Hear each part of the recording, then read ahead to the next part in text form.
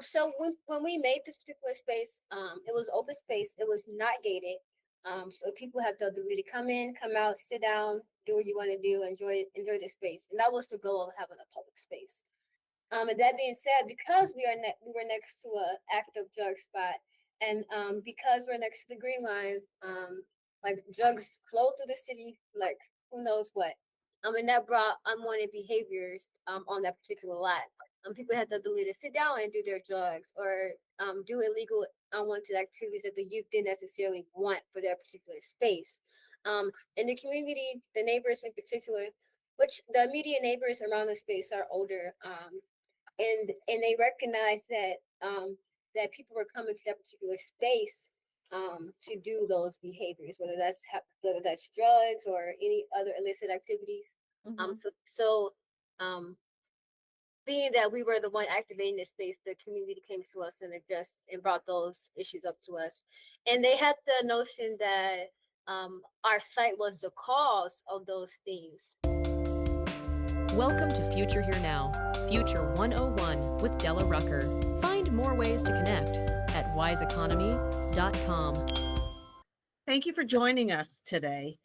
I am delighted to introduce you to a couple of people that I have found so exciting and interesting and who are just doing amazingly awesome work. So Dr. L. David Stewart is I'm going to check my notes, make sure I get it right for a change, the Director of Design Practice at Territory Chicago, which is a nonprofit based in the Austin neighborhood. So that's on the west side of Chicago, if you're familiar with Chicago. David is the Director of Design Practice. We also have Ashanti Leach, who is the Community Impact Specialist for Territory. So I'm going to start with Dr. David. And let me just ask you to sort of frame up at a high level for people who haven't encountered this. What is Territory? What is Territory out there to do? And how does Territory do it? Sure. So, excuse me, Territory is a urban design firm based on the west side of Chicago in the Austin neighborhood, working with youth between 14 and 24, introducing them to architecture, urban planning, urban design, and construction to impact a historically, economically deprived neighborhood. For what we do, we introduce our students to real-time projects where they actually design them and build them. And we have a few projects active right now. We've won a few awards for, and more importantly, creating a pipeline for fields like architecture, which has historically been less than 2% African American, I think 5 to 7% Hispanic, urban planning, historically 5% African American, maybe 10 to 12 Hispanic. So what we're doing is creating opportunity, awareness, visibility, and education so young Black and brown youth can see people who look like them doing and developing and creating in the neighborhoods in which they live. Great. How do you do that work? We think of a design firm, and I appreciate the fact that you framed it as a design firm because you're working with students who are in high school and in college, not necessarily in college for design or anything like that. Correct. But working with some students who are at the very beginning of that exploration. Sure. And you're ending up at the end of a pretty short time period with some pretty impressive results. So walk us through how a day in Territory works. Sure. So we have 3 studios at Territory. We have what's called Intro Studio, which is Territory Urban Design Team. We have the Advanced Team, which is Territory's Advanced Design Studio. And then there's the older group, Tide, which is Territory's Internship for Design Equity. So we have 3 studios. The first one, 14 and 15. The second one, 16 and 17. And Tide, 18 and above. So I would say, and Ashanti probably would agree, there's no such thing as a typical day. Summer, spring, and fall, we're working with youth from 5 to 7:30 p.m. after school. Okay. Summer, we work with them roughly from 10 to 3. So we have a small, on average in the summer, I mean, in the spring and the fall, we have them for 75 hours to create output of work. And then we have a little bit more in the summer. So what we do is, and we also have another instructor, Nicole, who isn't here right now. She does intro, so she provides a baseline of design and creativity to get them acquainted with it, because a lot of them have never even seen some of this stuff. By the time they get to me in TADS or the advanced studio, it's kind of pushing some architectural concepts and knowledge. So even down to working with basswood and things like that. And what also makes the first two studios really interesting is there's no technology, there's no computers. So they're drawing, they're model making, old school analog, working with cardboard, basswood, and things like that. And it's very important for us because we want to teach them how to develop their ideas manually and not be so tethered to the technology. So by the time they get to, say, the Tide internship, they work in firms and different firms to gather information, research capabilities, and then bring that back and work on another project. So a typical day for us, as we joke sometimes, is herding cats with catnip, but we make it work. You are most definitely herding cats with catnip. And Dr. David, you are an architect by training. Is that Correct. correct? Yes. As I jokingly say, I'm a reformed architect, reborn into urban design. So indeed, I worked in architecture in a traditional sense for about 18 years. I've did 5 years of construction management, now 2 years of urban design, and that's overlaid by 13 years of academia being a college professor. Yes, yes. And it's fascinating to me that that what you're doing with urban design makes so much sense to a lot of folks today. It might seem like, well, wait, what are you talking about, cardboard and basswood?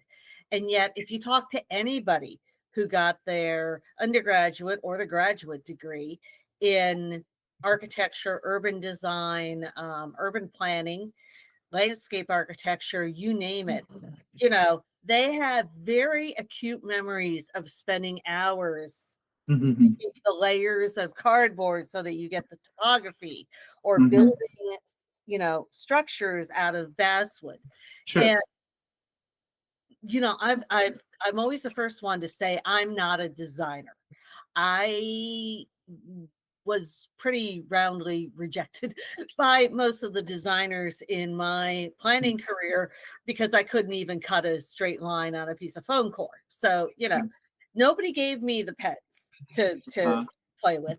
And that was a good thing. I was totally cool with that. I'm not that kind of planner. But that understanding of kind of like the real physical realities, it's a very different way to learn, and arguably a way to learn, especially at that base level, that has a lot of advantages even today.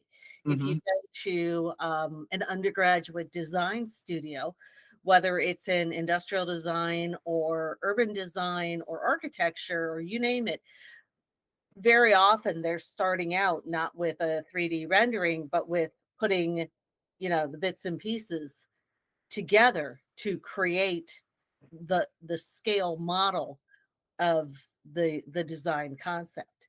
So Mhm. I think it's pretty cool that you're doing that, but I want to make sure that people understand how what that looks like. Sure. And Ashanti, you come from a little more of a research background, if I remember correctly. Is that right? Yes, typically, yeah. Well, I have a bachelor in communication, so I have the ability to translate like what I do and what we do into different audiences, whether that's the public, whether that's other youth, people who haven't necessarily touched hands on territory.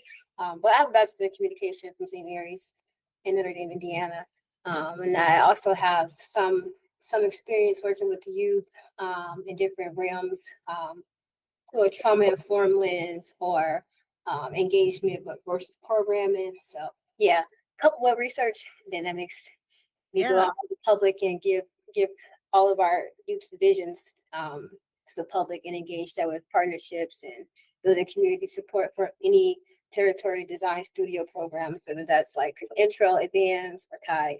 So, Great, great. Now, either of you can answer this. Tell me a little bit more. Tell us a little bit more about the neighborhood of Austin. So I mentioned it's on the west side of of Chicago. It's a city of Chicago neighborhood. Um, and I believe you mentioned, I think you mentioned a few minutes ago, I think you described it as under-resourced or something similar to that. Tell us a little bit more about Austin, because Austin is really the place where you work and where you are having this impact on the community. You're not spread all over the city. You are in Austin. Yes. So to give a little background, Austin is a border neighborhood that borders Oak Park in Chicago. Historically, when people misjudge Chicago in terms of it being a bad city, Austin is one of the neighborhoods that is brought up along with Inglewood, Roseland, and so on and so forth. Mhm. So what we're doing is very site-specific design because Austin is a design desert. So we are the design firm of Austin. Let me be clear with that. There is no architecture firms or nothing in Austin. And part of that for us is being intentional of working in Austin to expose not only the youth, but the community to Austin. Austin also went through a lot after the Martin Luther King riots of '68, where there are certain parts of Austin that are just now starting to get attention from 1968.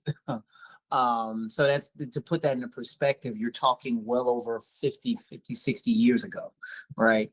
And a lot of time, things like the crack epidemic economically impacted a lot. Austin is also a former industrial area, so there's jobs that have left. Like for instance, along the Cicero corridor, there's a lot of tire shops and things like that. So Austin is a community and home to many who came to Chicago in the early mid 20th century from the Great Migration that came up from the South. So you have all these kind of components going on versus, say, a Lincoln Park that is getting more resources and things like that. There's not a lot of economic base. There's not a lot of jobs in Austin for people to work in. So that created kind of the perfect storm for some of the crime elements that became readily prevalent in the 80s and 90s. To be fair, though, a lot of that has been changing. Folks like the Alderman Emma Mitz, who's in charge of 37th Ward, have done a lot to bring businesses back to the neighborhood, and the community itself is very vested in making it better. So all of us who work in Austin, and some of us are not natives of Austin, as myself, not a native, care that, you know, we don't want the narrative to be the same negative, Austin is bad. And what we're doing in our specific niche from a design standpoint is introducing architecture and urban design. And there's one other component of civics and politics that we've engaged in, and that even with our students, that we recently purchased a parcel of land, we share, well, I share directly like, hey, this is what we're going through, right? So the students know that their building implications have real-time implications and positive and negative things. It's awesome to see because, for instance, there's a young lady in my studio who is 16 who is a zoning prodigy. I kid you not. Wait, there's such a thing in the world, like, let alone there is a zoning prodigy in the world, and she's 16. I yes, can, yeah, Ashanti can attest. I can get her yes. things zoning related, and she runs through the code book and finds it. She has them saved on her little iPhone, by tabs, and like Yeah. she tells me and she pulls it up and she shows me, and it's on her phone. It's not on her computer, it's on her phone. She carries it with her. Mm-hmm. And Yes. it's not like zoning in Chicago is simple. Mm-hmm. Correct. Wow. Yeah. So like those are the things that motivate us. And I mean, one of the things briefly that, you know, this summer we went through a lot with our design work where the community felt our work was negatively impacting the neighborhood. So in short, we were next to an active drug house and they were saying our site design negatively impacted that. We went from a negative situation to now having the community on board as we now re-engage the design, right? We got the political element involved. And one of the cool things of my job as I gotta get off shortly and get to that, is explaining to these kids what we do. So we don't work from an ivory tower. We tell them, hey, we went to a community meeting and we got beat up today. Or, hey, we went to a community meeting and we talked to these people and they're going to help us. So one of the things that architecture doesn't do that urban design does is it brings that political component to really go, all right, what does this mean? Because architecture school exists in a bubble where it's like no budget, no people, things happen. Urban design, urban planning does not. You must be aware of that. So these kids then understand why we are how we are. So I bring the good and the bad, the ugly to them and then go, well, what do you think about that? And that's led to some of our newer design stuff that I'm gonna let Ashanti take over in a bit. Okay, wonderful. So, and we could talk all day about the academia of not just architecture, but urban planning. And I've gotten in trouble for that before. But the fact that you guys can do that on the ground in real life is amazingly impressive. So I do want to dig a little bit into that specific project, and we'll have pictures. People are probably seeing pictures of that as we're talking. So you found a lot. So it's a corner lot. There. Let me back up a minute and say that in Austin, big neighborhood. You said 7 square miles. Mm-hmm. In Austin, how many public spaces, meaning parks, are there?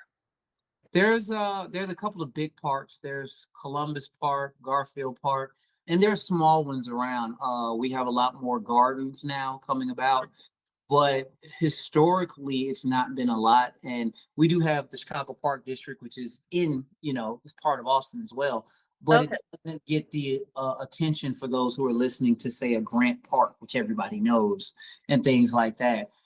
So again, it's managing a narrative and getting the neighbor buy-in, which is difficult because a lot of these neighbors who've been in this community have been here 20 to 50 years, and a lot of people have sold them a bad batch of goods. One of the things that we've had to overcome is showing that, a higher give a damn factor, that this isn't just a studio project that we're going to leave. Like we're building cultural capital. And one of the things I share to people is, my PhD didn't mean nothing to these people. They had to see me working. They had to see me in the neighborhood and walking around in the neighborhood and go, oh, even down to running a 5K in the neighborhood. Like, oh, you came back when it wasn't work hours and did this. So building that social capital to really have conversations with neighbors that were skittish, and then even explaining that to students that, our students were passionate about some things, but we had to explain to them, hey, look at it from their side. Schools and businesses have come to them and promised them so much. So there is a little bit of economic PTSD of dealing with such an organization to go, all right, are you going to come through? So I'm going to let the rest of that aside. There's also like Gotta go. 1,230 vacant lots in Austin, particular. It does not include like vacant housing units. That just includes the vacant like lots. So I'm sure as many myself, I'm from Austin. I grew up in Austin. So when you drive the neighborhood and you're like, well, like these are like years of this investment. So when you see the solution, you're like, is it possible? Like, is this an actual solution to this? And that's where like I come in and I engage the community, and being that I'm from here and young, that's also another barrier, like being young and having to re-motivate or like help reimagine this space and like give people more faith in the possibility that urban design is a solution to this investment. I mean, that's a big number, and Austin is pretty big, but that's a big number considering that Austin has one of the most vacant lots in the city of Chicago. So fabulous. No, that's a great way to explain that. And I think people, especially people who are, this color and good intentioned, come into it with all the good intentions in the world.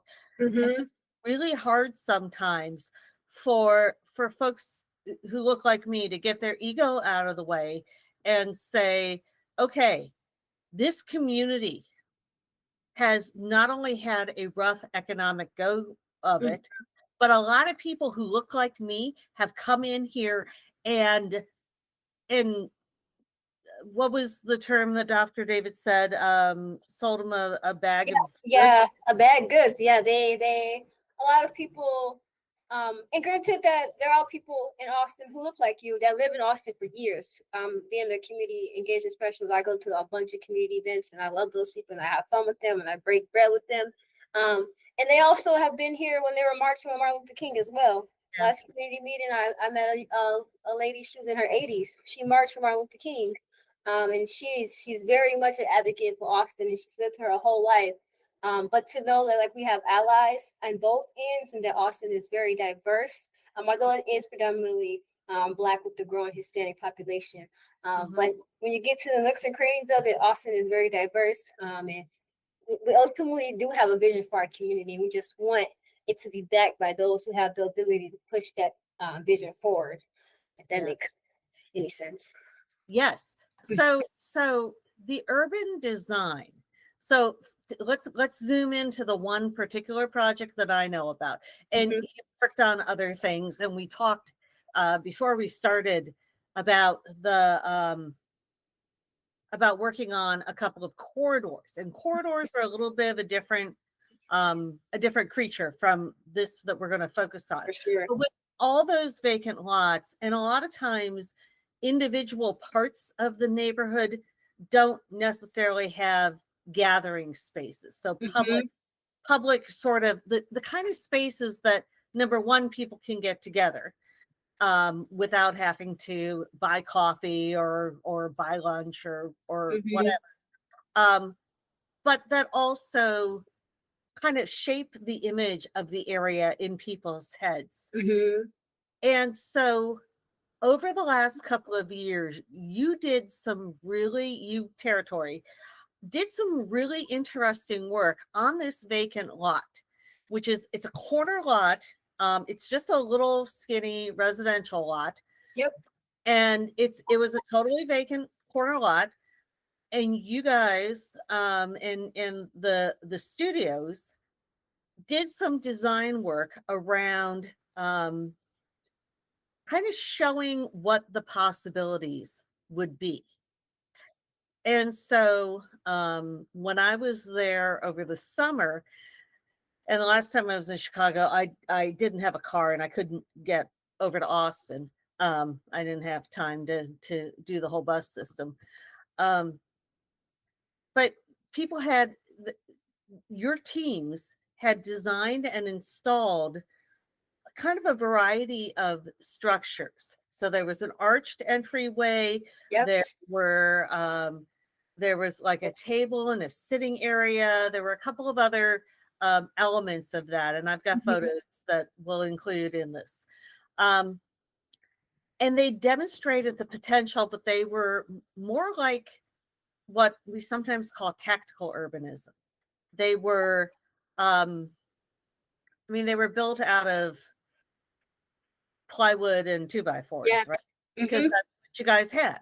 Yeah, we were able to revitalize the wood shop at La Folly Park. It's been closed since 2018, and the youth went in there on a hot summer day, and they were working and building, and they decided they wanted to pay homage to Pink House, which is across the street, which is which should have been a landmark. But that goes to the point of preserving our historical roots in Austin. But the Pink House was bought by a different family and painted like this really green, sage green color. So it's no longer pink. But when you roll past the Pink House, you knew that you were in Austin and you knew where you were at. You knew, okay, if I keep going straight, maybe I'll hit Chicago Avenue or I'll hit the Green Line. But I think the youth decided to pay homage to the Pink House because they realized there was a shift happening, a really big shift that was happening in their community. And whether that was a loss or a gain for them, that was where they wanted to figure that out. And that's where activation came, and we decided to, how do we preserve spaces, or how do we create more spaces where we can gather and actually hollow in our history and our culture, and what is Chicago, and footwork or break bread or just listen to music or talk to the neighbors next door. So that's where you said that tactical urban planning or urban design came in, where They had space where you can sit at and look towards the streets, or you can have a little peace circle, which is where you will sit together and have conversations, or a stage where you can watch shows from the street or from the bus stop. So that's where this corner became like a play of oasis or public safety. Where do we feel safe on, like, how can we make this corner feel like safe for all the people involved, whether that's the immediate neighbors who are elders, or the kids across the street who are 5, 6, 7 years old, or those on the bus that are teenagers stopping to take the bus to the library or to school. So that's where that play on making the space feel safe for everybody. And we decided to host intergenerational activations where everybody was involved to see how they would interact with this space and what they want to make this space feel better for Austin in this particular hub. So yeah. So I hope you've been enjoying that interview with Dr. L. David Stewart and Ashanti Leach of Territory in Chicago, Illinois. One of the challenges that Territory has faced is that when federal funding changed in 2025, when so many programs were eliminated or altered, Territory was really scrambling for funding at that point. They were able to find and replace and even improve their funding situation. But that's a challenge that most organizations I deal with really struggle to overcome. We are so accustomed to working with a very small range of the funders and the programs and the grants that we know that when those few change, a lot of times we're in trouble. Grant Guru allows you to search for grants that might be from any entity across the country, both public sector and private sector. Grant Guru is an online platform. It has 2 search strategies. You can search by filters, by selecting the particular issues that you want, or you can search by just giving it a prompt and writing out what it is that you're looking for. And when you do that, you will get a list of grant opportunities, but it's not just a list. You will also see a score that indicates the relevance to the project as you described it. You'll get a standardized format for what's required and when the deadlines are, and all of that information with an immediate link to the original source, the original NOFO, the original call for applications, and this is my favorite part, it'll give you an assessment of how easy or how hard it is to do that application, so that you know whether this is something that you could probably take on yourself or if you're going to need professional grant writing assistance. I hope that you will check out Grant Guru, and if you use the link that's provided with this email and you use the promotional code, the coupon code, you'll get 20% off for your first year of Grant Guru. So I think that's a deal that you really can't pass up. So I hope you check it out and let me know what you like and if there's things that you would like to see improved, because I'm talking to the leadership all the time, and they definitely want to hear what you have to say. So Grant Guru, check it out. Use that discount code and you can thank me later. Now let's go back to that interview.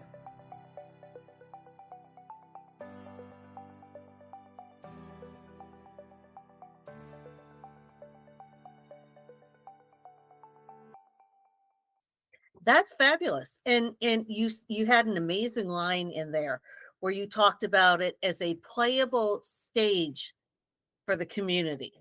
And I think we lose track of that sometimes. And I've been next to conversations about tactical urbanism for a lot of years.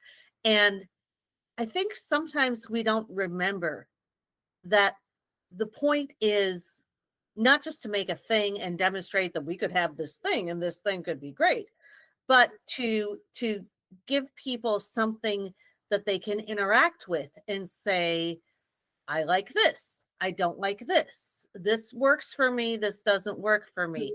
And start to have that conversation among people. And your work, the work of territory in installing these admittedly temporary, admittedly not built for the ages, and built by high school kids with minimal shop experience.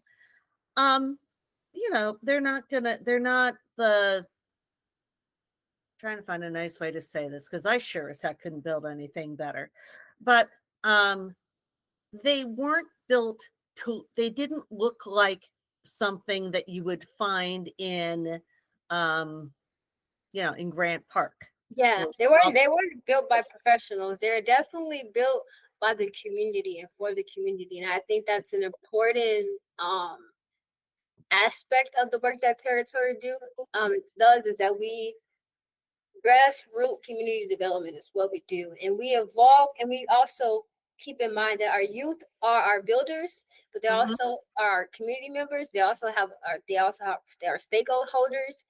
So that they're the clients as well. So that's an important thing to realize. Because Austin is like most of the youth stay here up until they're like 21, and they go away, and then they figure out their life, and they don't come back, or they come back when they're much older. And the goal is to make sure that the young people are staying in Austin, to make sure that development keeps happening, because we are the future of Austin, Yeah, and it's fascinating that Territory went to that angle. When I was doing work on student-run business, and this is back like 10 years ago, one of the things that the people who did student-run businesses in universities found was that if you give students the opportunity to work in the community in a real life, real world basis, and these are not, we're talking about college kids. We're not talking about, people who have come up in this community and who have parents and grandparents and et cetera, who are part of this community. Even without having that background, the students who were engaged in work in the community, like meaningful work, not just, the Walgreens or whatever, they were far more likely to stay in that town after graduation. And so that became a workforce issue. You've got an incredible body of young people in Austin. And part of what you're doing, from my perspective, is showing them that they can have a life in Austin. Yeah. That they can live in Austin for the longer term. Sure. Yeah. And really and have a meaningful life. Yeah, and I think that's important. Like, I myself, I'm only 26 years old. I just turned 26. And I can think back, and I'm like what? Like, I wasn't even thinking about like what I would do like after high school. I didn't think about that until I was in college. I'm like, well, like I can't go back home, because what I would do, but like what would I do there? And then here I am 4 years later, I'm at home. I'm home in Chicago, Austin. And I'm like, well, like I guess there are plenty of opportunities for me to do here. I just have to find them, which is Territory is definitely a workforce development space, because we employ our young people to do these things. So that they're not distracted or feel like they have to make a sacrifice to explore their opportunities as a young person. So I think that investment into Austin is really important, because there is a large number of young people. It's very much split between young folks under 40 and older people over 45. So to know that you have the possibility to have a life here, and your kids can see where you went to school at, where your grandparents went to school at, where you grew up at, the nearest corner store you can get like hot fries. And that's important for me to hold on to that type of. That's a Chicago thing. Know what hot fries are. That's an important aspect of like coming of age, to know that, like that's something that you won't lose, that part of your history, of your lineage. So yeah. No, that's fabulous. Now, and unfortunately, so you talked about that generational divide. And the students, and I should note the students are paid, correct? Yes, they are employed. We do employ them. But it's after school program, so it gives them a little money to get back and forth to school, buy snacks and learn. Absolutely. And students in an urban environment, they've got expenses. So For and, sure. Chicago is getting more and more expensive. yeah, absolutely. So I think that's a really important component of it too. People are coming from a more privileged background often say, oh, well, they'll just work for the experience. And the only people who can afford to work for the experience are people who are already being completely taken care of For sure. and just have money magically appear to them because their families can do that. Mhm. So lower income folks, I was in that bucket. Mhm. There were things that I couldn't participate in because I had to earn Yeah, some money. you couldn't afford it. The median household income in Austin is around $31,000, which compared to the city, the overall city is about 47, a little bit over $47,000. So Austin is very much the income distribution is very like substantially different. Yeah, So yeah.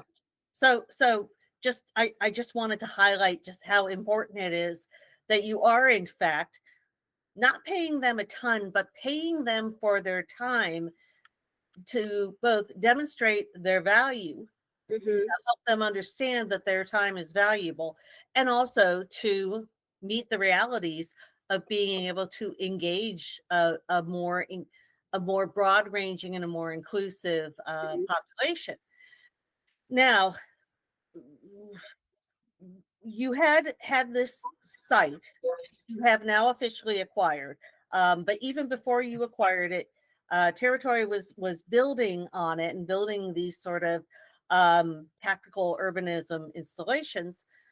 Um, and you got some pushback from the community, uh, hmm and particularly from um, people who are on another end of the age spectrum For in sure. this. So, can you tell us just without throwing anybody under the bus, Mhm. um, tell us a little bit about sort of what happened there and what the points of tension were, and it sounds like you have been resolving those. So, can you talk a little bit about Yes. what that trajectory has been? So attention was actually a learning curve. It was actually very much needed. I want to start by saying that because that's the goal of community development is to get everybody involved, hear everyone's voices, and hopefully come to a resolution. So when we made this particular space, it was open space. It was not gated. So people had the ability to come in, come out, sit down, do what you want to do, enjoy the space, and that was the goal of having a public space. And that being said, because we were next to a active drug spot, and because we're next to the Green Line, like drugs flow through the city, like who knows what. And that brought unwanted behaviors on that particular lot. People had the ability to sit down and do their drugs or do illegal unwanted activities that the youth didn't necessarily want for their particular space. In the community, the neighbors in particular, which the immediate neighbors around the space are older, and they recognized that people were coming to that particular space to do those behaviors, whether that's drugs or any other illicit activities. Mhm. So um, being that we were the one activating this space, the community came to us and brought those issues up to us, and they had the notion that our site was the cause of those things. Um, Oh, and many and which is profoundly untrue because if you know Austin and its makeup, Austin, what crime could be a hit like depending on how you define crime, what crime is. It mhm. wasn't a violent crime, but it was definitely a legal crime. Yeah. Um, People just had the ability to actually sit down and enjoy the space and do what they wanted to do. So that spot just highlighted a symptom of what was actually happening in other parts of Austin, being that Austin is 7 miles long. So, Mhm. uh, It has a lot of vacant lots yeah, where So our lot was just a symptom, and it was right there in people's faces. You can't hide it anymore. It's on a public street. It's on a main street in Austin. It's directly in front of a bus stop, directly near the Austin Library, directly near the OYMCA, directly near churches, directly near a private school, directly near a high school. It's in everybody's face. So it's just a symptom of what's happening in Austin, in Chicago as a greater like city. So that brings up, of course, feelings that even myself, you have feelings. I don't want to see that. Like I don't want that to be something that is our identity. I don't want that to stop you from having a quality of life. So discussion happened and we came to a resolution. And at the end of the summer, after doing research and hearing people like opinions and going to our neighbors and actually involving them in the process of developing this space, the community began to see Territory not only as a design firm, but as a space to help mediate and talk about public safety and what that looks like and incorporate that into design.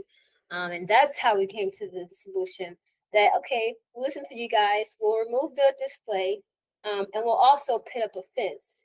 And the community realized that actually it's still happening. We partnered with the 15th District Police. We talked to them. We talked to the sergeant. We talked to different officers just patrolling the area, and they also told us that this is even other community organizers said this is just a symptom. This is happening in other parts of the community. I had to go through this when I opened up this space. I had to go through this when they closed down this particular drug spot, and they just went over here and they did that and they did this. So it's a symptom of what's happening in Austin, and that's why I think.